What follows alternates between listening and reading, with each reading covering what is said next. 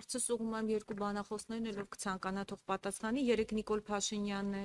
իր եզրափակիչ ելույթում բառացի ասաց, այդ անձանց առաջնորդած ուժերը չպետք է լինեն խորհրդարանում, խոսքը երկրորդ եւ երրորդ նախագահների եւ նրանց առաջնորդած ուժերի մասին է։ Ինչ կարող եք ասել այս մասով։ Նիկոլ Փաշինյանը չի որոշում, թե որ քաղաքական ուժերը պետք է լինեն խորհրդարանում։ Կան ժողովուրդ, ընտրողներ, ում Նիկոլ Փաշինյանը ժամանակին կոչում էր 3 միլիոն վարչապետ, եւ ընտրությունները մեխանիզմներից մեկն են, որով ձևավորվում է կառավարությունը։ Վերջը վերջո լեգիտիմացվում է ընտրություններով, ինչի ասեցի մեխանիզմներից մեկը, որովհետև 18 թվականի մայիսի օրինակը մեր աչքի առաջ է։ Բայց Նիկոլ Փաշինյանը էլ ավելի վատ ինչ որ հայտարարություն արեց, տարբեր ուժերի կոչեց ազդեցության գործակալներ եւ այլն։ Նման հայտարարություններ ինքը անում է արդեն երևի 5-6 տարի։ Պարբերաբար հարցումներ են ուղղում դատախազություն, իրավապահ մարմիններ, արդյոք իրավապահ մարմինները նման ազդակներ ստացել են, նման գործեր կան, թե ոչ։ Որևէ պատասխան չկա։ Հիմա կամ Նիկոլ Փաշինյանը պետք է պատասխան տա կոնկրետ ովքեր են ազդեցության գործակալները եւ դատարանում պաշտպանի իր հայտարարությունը, կամ պետք է իրավապահ մարմիններ եւ իրավապահ մարմիններին կանչի եւ հեռացնի, կամ իրավապահ մարմինները այսօր առավոտյան պետք է ԱԱՑ ջոկատներ ուղարկեին տարբեր մարդկանց տներ։ Ինչը իրանք անում են։ Այսինքն հասել ենք նույնիսկ նրան, որ մարդկանց ում խուլիգանության մեջ են մեղադրում, ուղղակի դեռ մեղադրում։ ԱԱՑ-ն է բերում երեխաների աչքի առաջ ստրեսի ենթարկելով ընտանիքը։ Բայց այն, որ ինքը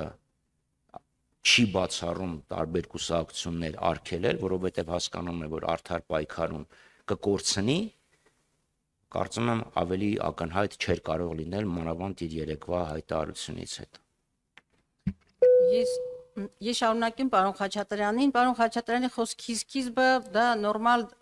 ժողովրդավարական սահմանադրական երկրի մասին է խոսքը, երբ որ ընտրական քվեով է որոշում որևէ քաղաքական ուժի ճակատագիրը եւ այլն։ Բայց Հայաստանը վաղուց խեղդվում է բռնատիրության ճիրաններում եւ այդ բռնատիրական կարգերը Հայաստանում սահմանում է Նիկոլ Փաշինյանի ղեկավարության վարչախումբը եւ խոսքը վերաբերում է հենց այդ բռնաճնշումներին եւ մեկ անձի ձեռքում կենտրոնացած իշխանությանը։ Եվ իհարկե երեկվա այդ անոնսը որոշ քաղաքական ուժերի քաղաքական ասպարեզից դուրս հանելու դա շարունակություն է իմ նախորդ խոսքի, երբ որ տեղական ինքնակառավարման մարմիններում մենք գիտենք, որ այն բոլոր թիմերի ընտրված ուրեմն ընտրությունների արդյունքում